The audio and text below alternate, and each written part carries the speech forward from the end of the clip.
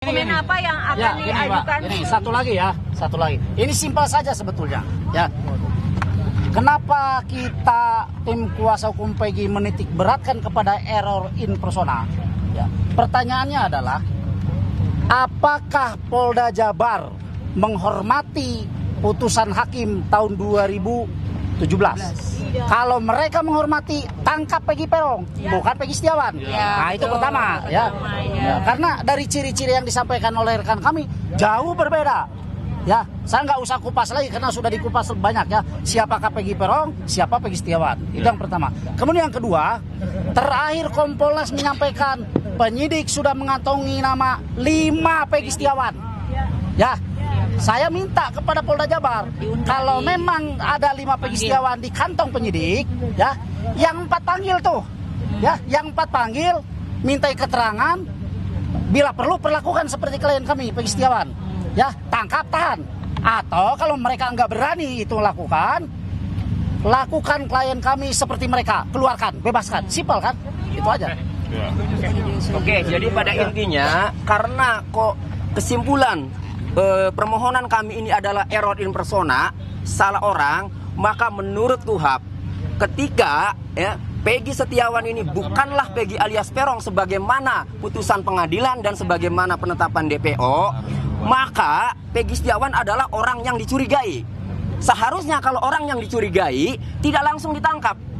Lakukan pemanggilan dulu, lakukan pemeriksaan dulu sampai ditemukan 2 alat bukti bahwa pelaku pembunuhan dan atau pemerkosaan itu mengarah ke Peggy Setiawan. Baru itu saya acungi jempol kalau penyidik seperti itu.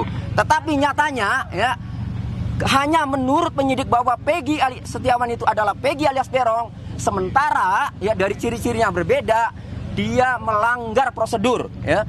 Ada peraturan Kabareskrim ya, ada putusan Mahkamah Konstitusi.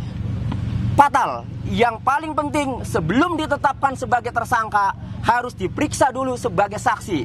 Nyatanya ini langsung ditangkap kemudian ditetapkan sebagai tersangka. Itu jadi error in persona, tetapi tidak dilakukan pemanggilan dulu, tidak dilakukan pemeriksaan dulu sebagai saksi, langsung ditetapkan sebagai tersangka. Ditangkap kemudian ditetapkan sebagai tersangka.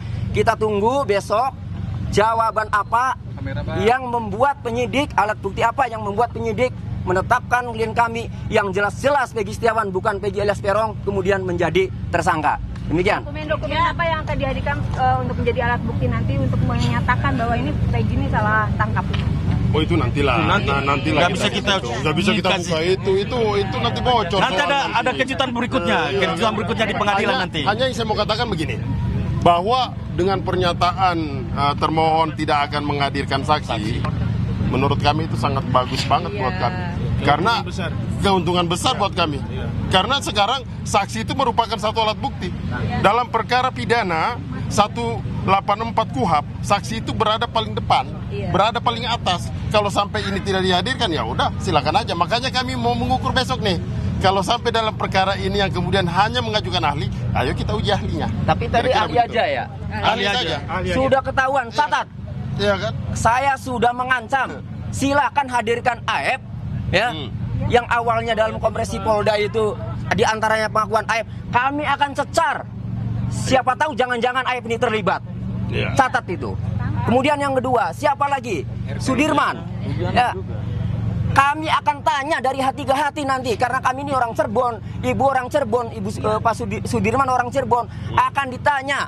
Orang Sudirman diumpetin aja di Polda itu apa maksudnya? Emang tidak boleh mau ditemui kalau harusnya kan di lapas meminjam untuk menggali keterangan atau melengkapi alat bukti ya keterangannya silakan saja, tapi setelah itu harusnya segera kembalikan ke lapas Cirebon ya. Ini enggak. Nah, jadi hanya 2 itu ya waktu ke Polda Jawa Barat menyampaikan yaitu keterangan AF dan keterangan terpidana Sudirman. Silakan hadirkan, pasti kami cecar. Sehingga kalau kemudian keputusannya tidak dihadirkan, berarti kami sudah menduga rekayasa saksi-saksi itu adalah benar. Itu. Ya. Karena bicara hukum itu cuma 2, bukti dan saksi. Jadi kalau bukti dan saksi tidak lengkap, tidak bisa dibuktikan secara benar, maka harus sesegera mungkin Peggy Setiawan dibebaskan. Kira-kira gitu. Silakan, barangkali mau nanya ibu silakan. Dari kejaksaan pun sudah jelas bahwa berkas dikembalikan karena P18, artinya bukti permulaan dari tertuduhnya Peggy Setiawan sebagai tersangka tidaklah terbukti, sehingga kejaksaan pun mengembalikan berkas tersebut karena memang masih jauh untuk dibuktikan bahwa Peggy adalah tersangkanya. Gitu. Kira-kira gitu. Sangat lemah, ya. Satu hal yang begini, Pak. Besok acaranya itu nanti setelah jawaban kami juga akan ajukan replik, terus iya, duplik. betul. Dalam replik nanti kami akan tegaskan juga bahwa soal penangkapan terhadap klien kami Peggy Setiawan jelas-jelas dikatakan oleh klien kami, rekan kami itu sudah perbuatan melanggar hukum, ya kan? Kewenangan. Terutama soal penangkapan. Soal penangkapan pada saat keluarkan sprint penangkapan harus diberitahukan kepada orang tua atau keluarga atau penasihat hukumnya.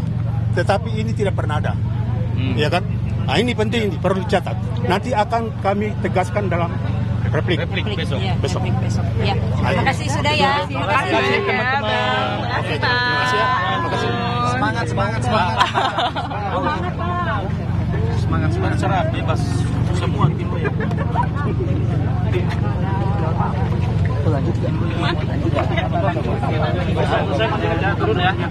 Oh iya, enggak apa-apa.